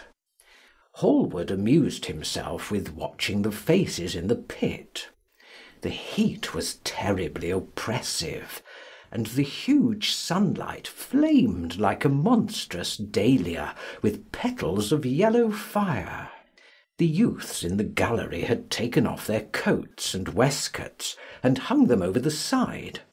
They talked to each other across the theatre, and shared their oranges with the tawdry girls who sat beside them. Some women were laughing in the pit. Their voices were horribly shrill and discordant. The sound of the popping of corks came from the bar. "What a place to find one's divinity in," said Lord Henry. "Yes," answered Dorian Gray. "It was here I found her, and she is divine beyond all living things. When she acts, you will forget everything. These common rough people, with their coarse faces and brutal gestures, become quite different when she is on the stage. They sit silently and watch her. They weep and laugh as she wills them to do. She makes them as responsive as a violin. She spiritualizes them, and one feels that they are of the same flesh and blood as one's self." "The same flesh and blood as one's self? Oh, I hope not," exclaimed Lord Henry, who was scanning the occupants of the gallery through his opera glass. "Don't pay any attention to him, Dorian," said the painter. "I understand what you mean, and I believe in this girl. Anyone you love must be marvellous, and any girl who has the effect you describe must be fine and noble. To spiritualize one's age, that is something worth doing. If this girl can give a soul to those who have lived without one, if she can create the sense of beauty in people whose lives have been sordid and ugly, if she can strip them of their selfishness and lend them tears for sorrows that are not their own, she is worthy of all your adoration. worthy of the adoration of the world. This marriage is quite right. I did not think so at first, but I admit it now. The gods made Sibyl Vane for you. Without her, you would have been incomplete." "Thanks, Basil," answered Dorian Gray, pressing his hand. "I knew that you would understand me. Harry is so cynical, he terrifies me. But here is the orchestra. It is quite dreadful, but it only lasts for about 5 minutes. Then the curtain rises, and you will see the girl to whom I am going to give all my life, to whom I have given everything that is good in me." A quarter of an hour afterwards, amidst an extraordinary turmoil of applause, Sibyl Vane stepped onto the stage. Yes, she was certainly lovely to look at, one of the loveliest creatures, Lord Henry thought, that he had ever seen. There was something of the fawn in her shy grace and startled eyes. A faint blush, like the shadow of a rose in a mirror of silver, came to her cheeks as she glanced at the crowded, enthusiastic house. She stepped back a few paces, and her lips seemed to tremble. Basil Hallward leaped to his feet and began to applaud. Motionless, and as one in a dream, sat Dorian Gray, gazing at her. Lord Henry peered through his glasses, murmuring, "Charming, charming." The scene was the hall of Capulet's house, and Romeo in his pilgrim's dress had entered with Mercutio and his other friends. The band, such as it was, struck up a few bars of music, and the dance began. Through the crowd of ungainly, shabbily dressed actors, Sibyl Vane moved like a creature from a finer world. Her body swayed while she danced, as a plant sways in the water. The curves of her throat were the curves of a white lily. Her hands seemed to be made of cool ivory. Yet she was curiously listless. She showed no sign of joy when her eyes rested on Romeo. The few words she had to speak. "Good pilgrim, you do wrong your hand too much. Which mannerly devotion shows in this? For saints have hands that pilgrims' hands do touch, and palm to palm as holy palmers kiss." With the brief dialogue that follows, was spoken in a thoroughly artificial manner. The voice was exquisite, but from the point of view of tone it was absolutely false. It was wrong in colour. It took away all the life from the verse. It made the passion unreal. Dorian Gray grew pale as he watched her. He was puzzled and anxious. Neither of his friends dared to say anything to him. She seemed to them to be absolutely incompetent. They were horribly disappointed. Yet they felt that the true test of any Juliet is the balcony scene of the second act. They waited for that. If she failed there was nothing in her. She looked charming as she came out in the moonlight. That could not be denied. But the staginess of her acting was unbearable, and grew worse as she went on. Her gestures became absurdly artificial. She overemphasized everything that she had to say. The beautiful passage, "Thou knowest the mask of night is on my face, else would a maiden blush bepaint my cheek, for that which thou hast heard me speak to-night," was declaimed with the painful precision of a schoolgirl who has been taught to recite by some second-rate professor of elocution. When she leaned over the balcony and came to those wonderful lines, "Although I joy in thee, I have no joy of this contract to-night.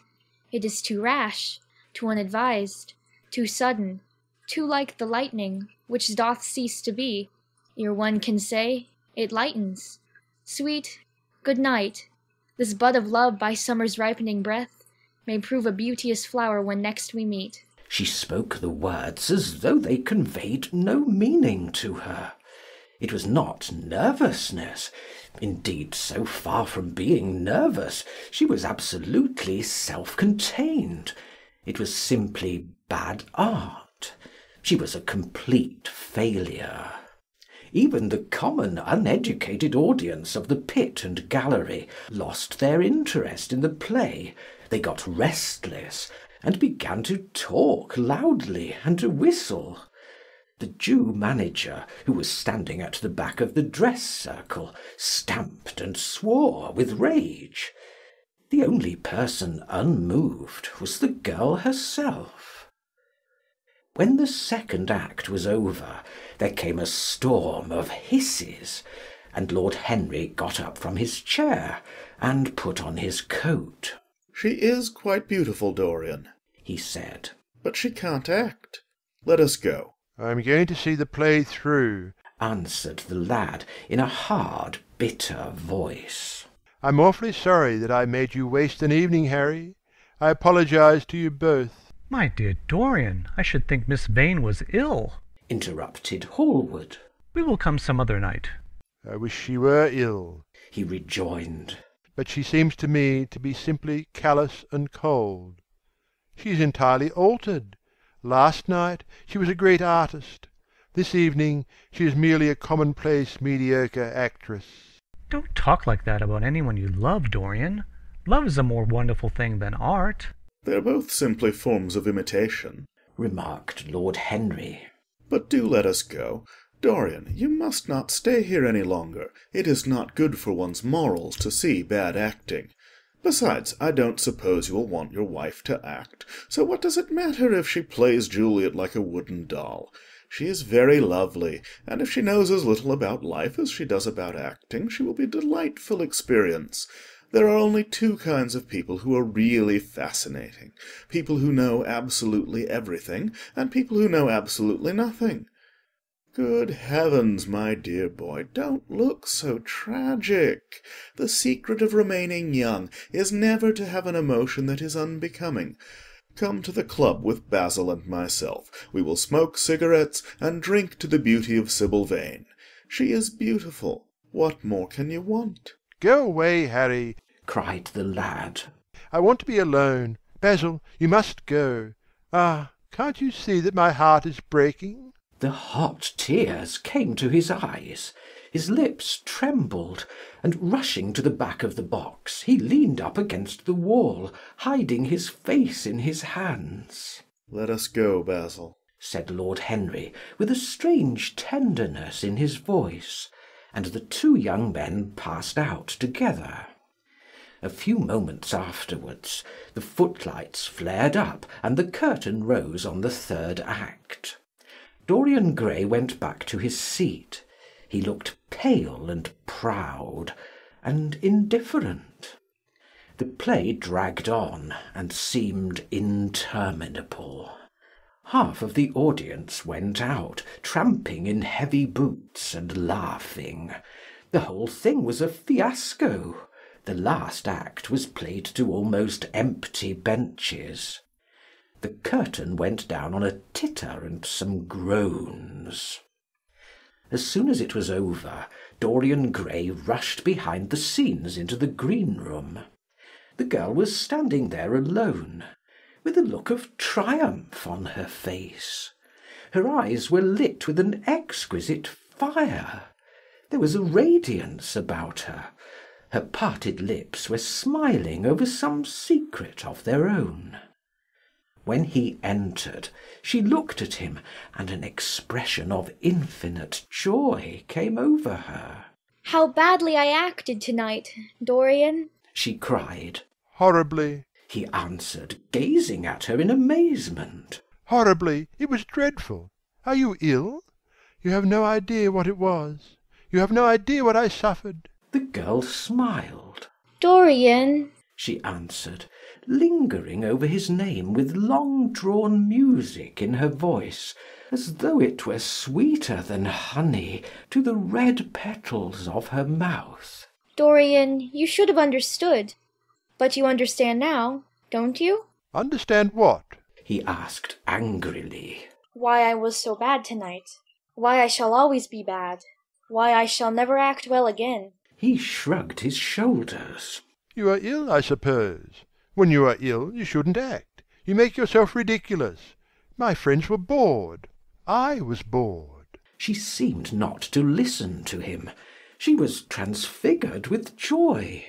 An ecstasy of happiness dominated her. Dorian, Dorian, she cried. Before I knew you, acting was the one reality of my life. It was only in the theatre that I lived. I thought that it was all true.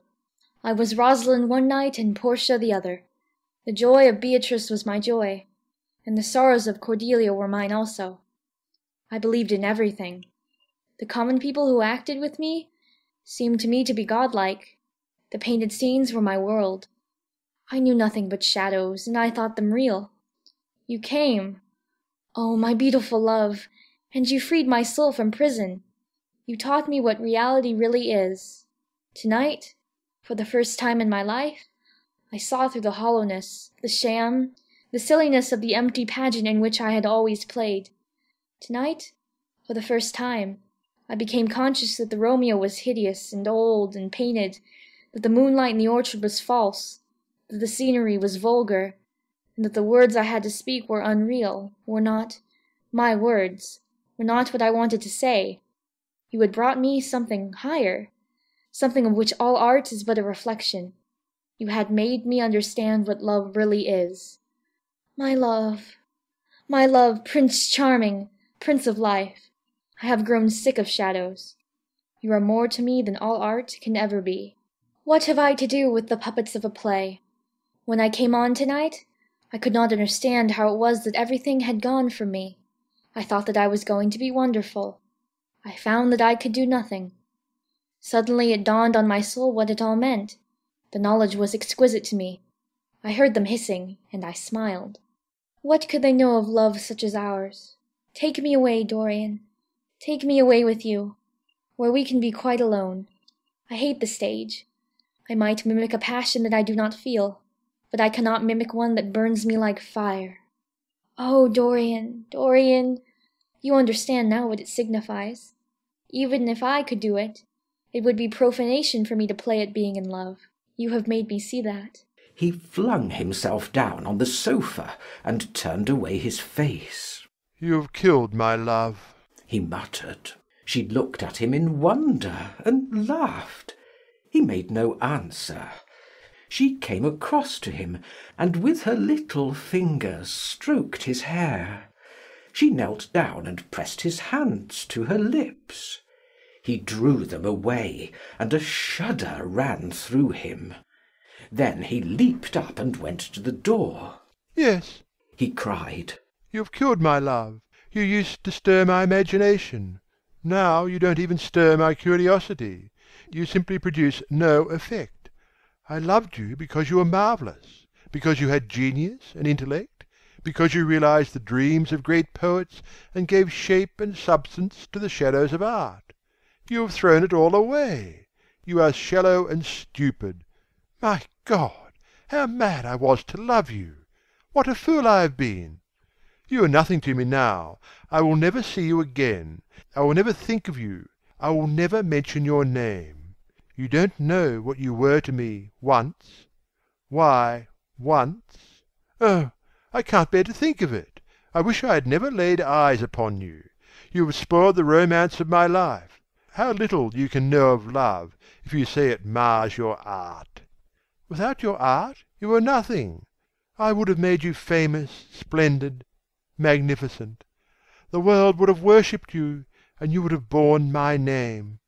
What are you now? A third-rate actress with a pretty face. The girl grew white and trembled. She clenched her hands together, and her voice seemed to catch in her throat. You are not serious, Dorian, she murmured. You are acting. Acting? I leave that to you. You do it so well, he answered bitterly. She rose from her knees, and with a piteous expression of pain in her face, came across the room to him. She put her hand upon his arm and looked into his eyes. He thrust her back. "Don't touch me!" he cried. A low moan broke from her, and she flung herself at his feet and lay there like a trampled flower. Dorian, Dorian, don't leave me, she whispered. I am so sorry I didn't act well. I was thinking of you all the time. But I will try. Indeed, I will try. It came so suddenly across me, my love for you. I think I should never have known it if you had not kissed me, if we had not kissed each other. Kiss me again, my love. Don't go away from me. I couldn't bear it. Oh, don't go away from me. My brother. No, never mind, he didn't mean it. He was in jest. But you, oh, can't you forgive me for tonight? I will work so hard and try to improve. Don't be cruel to me, because I love you better than anything in the world. After all, it is only once that I have not pleased you. But you are quite right, Dorian. I should have shown myself more of an artist. It was foolish of me, and yet I couldn't help it. Oh, don't leave me. Don't leave me. A fit of passionate sobbing choked her.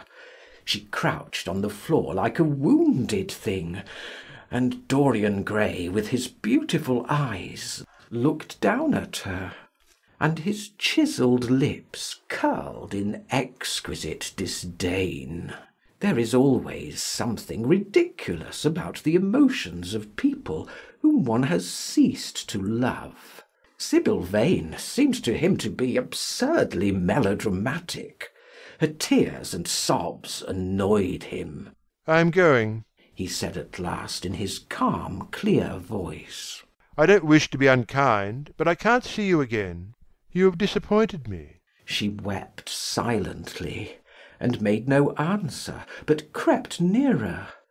Her little hand stretched blindly out, and appeared to be seeking for him. He turned on his heel and left the room. In a few moments he was out of the theatre. Where he went to he hardly knew. He remembered wandering through dimly lit streets, past gaunt, black-shadowed archways and evil-looking houses. Women with hoarse voices and harsh laughter had called after him. Drunkards had reeled by, cursing and chattering to themselves like monstrous apes. He had seen grotesque children huddled upon doorsteps, and heard shrieks and oaths from gloomy courts. As the dawn was just breaking, he found himself close to Covent Garden. The darkness lifted, and flushed with faint fires, the sky hollowed itself into a perfect pearl. Huge carts filled with nodding lilies rumbled slowly down the polished, empty street. The air was heavy with the perfume of the flowers, and their beauty seemed to bring him an anodyne for his pain. He followed into the market, and watched the men unloading their wagons. A white-smocked carter offered him some cherries. He thanked him, wondered why he refused to accept any money for them, and began to eat them listlessly. They had been plucked at midnight, and the coldness of the moon had entered into them. A long line of boys carrying crates of striped tulips and of yellow and red roses defiled in front of him, threading their way through the huge jade-green piles of vegetables. Under the portico, with its grey sun-bleached pillars, loitered a troop of draggled, bare-headed girls, waiting for the auction to be over. Others crowded round the swinging doors of the coffee-house in the piazza. The heavy cart-horses slipped and stamped upon the rough stones, shaking their bells and trappings. Some of the drivers were lying asleep on a pile of sacks. Iris-necked and pink-footed, the pigeons ran about picking up seeds. After a little while he hailed a hansom and drove home. For a few moments he loitered upon the doorstep, looking round at the silent square, with its blank, close-shuttered windows and its staring blinds. The sky was pure opal now, and the roofs of the houses glistened like silver against it. From some chimney opposite a thin wreath of smoke was rising. It curled a violet riband through the nacre-coloured air. In the huge gilt Venetian lantern, spoil of some doge's barge, that hung from the ceiling of the great oak-panelled hall of entrance, lights were still burning from 3 flickering jets. Thin blue petals of flame they seemed, rimmed with white fire. He turned them out, and having thrown his hat and cape on the table, passed through the library towards the door of his bedroom, a large octagonal chamber on the ground floor, that in his new-born feeling for luxury he had just had decorated for himself, and hung with some curious Renaissance tapestries that had been discovered stored in a disused attic at Selby Royal.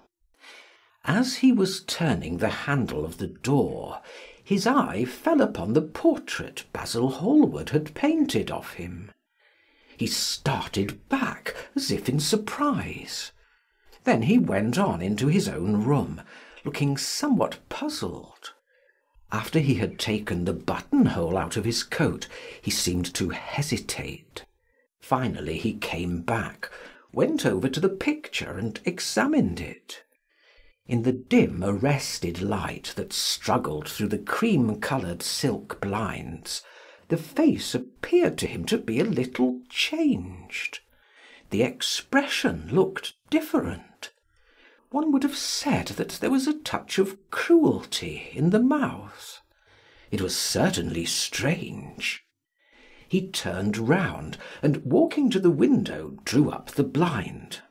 The bright dawn flooded the room, and swept the fantastic shadows into dusky corners, where they lay shuddering. But the strange expression that he had noticed in the face of the portrait seemed to linger there, to be more intensified even. The quivering, ardent sunlight showed him the lines of cruelty round the mouth, as clearly as if he had been looking into a mirror after he had done some dreadful thing. He winced, and taking up from the table an oval glass framed in ivory cupids, one of Lord Henry's many presents to him, glanced hurriedly into its polished depths. No line like that warped his red lips. What did it mean? He rubbed his eyes, and came close to the picture, and examined it again. There were no signs of any change when he looked into the actual painting, and yet there was no doubt that the whole expression had altered. It was not a mere fancy of his own. The thing was horribly apparent. He threw himself into a chair, and began to think. Suddenly there flashed across his mind what he had said in Basil Hallward's studio, the day the picture had been finished. Yes, he remembered it perfectly. He had uttered a mad wish that he himself might remain young, and the portrait grow old, that his own beauty might be untarnished, and the face on the canvas bear the burden of his passions and his sins, that the painted image might be seared with the lines of suffering and thought, and that he might keep all the delicate bloom and loveliness of his then just conscious boyhood. Surely his wish had not been fulfilled. Such things were impossible. It seemed monstrous even to think of them. And yet there was the picture before him, with the touch of cruelty in the mouth. Cruelty? Had he been cruel? It was the girl's fault, not his. He had dreamed of her as a great artist, had given his love to her because he had thought her great. Then she had disappointed him. She had been shallow and unworthy. And yet a feeling of infinite regret came over him as he thought of her lying at his feet sobbing like a little child. He remembered with what callousness he had watched her. Why had he been made like that? Why had such a soul been given to him? But he had suffered also. During the 3 terrible hours that the play had lasted, he had lived centuries of pain, aeon upon aeon of torture. His life was well worth hers. She had marred him for a moment, if he had wounded her for an age. Besides, women were better suited to bear sorrow than men. They lived on their emotions. They only thought of their emotions. When they took lovers, it was merely to have someone with whom they could have scenes.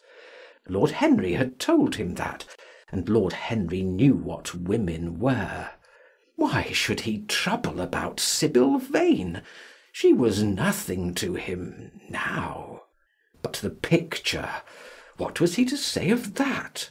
It held the secret of his life, and told his story. It had taught him to love his own beauty. Would it teach him to loathe his own soul? Would he ever look at it again? No, it was merely an illusion wrought on the troubled senses. The horrible night that he had passed had left phantoms behind it. Suddenly there had fallen upon his brain that tiny scarlet speck that makes men mad. The picture had not changed. It was folly to think so. Yet it was watching him, with its beautiful marred face and its cruel smile. Its bright hair gleamed in the early sunlight. Its blue eyes met his own.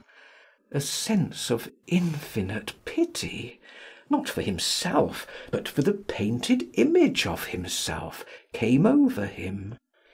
It had altered already, and would alter more. Its gold would wither into grey. Its red and white roses would die. For every sin that he committed, a stain would fleck and wreck its fairness. But he would not sin. The picture, changed or unchanged, would be to him the visible emblem of conscience. He would resist temptation. He would not see Lord Henry any more, would not at any rate listen to those subtle poisonous theories that in Basil Hallward's garden had first stirred within him the passion for impossible things. He would go back to Sibyl Vane, make her amends, marry her, try to love her again. Yes, it was his duty to do so. She must have suffered more than he had. Poor child! He had been selfish and cruel to her. The fascination that she had exercised over him would return. They would be happy together. His life with her would be beautiful and pure. He got up from his chair and drew a large screen right in front of the portrait, shuddering as he glanced at it. "How horrible!" he murmured to himself, and he walked across to the window and opened it. When he stepped out onto the grass, he drew a deep breath. The fresh morning air seemed to drive away all his sombre passions. He thought only of Sibyl. A faint echo of his love came back to him. He repeated her name over and over again. The birds that were singing in the dew-drenched garden seemed to be telling the flowers about her. End of chapter 7.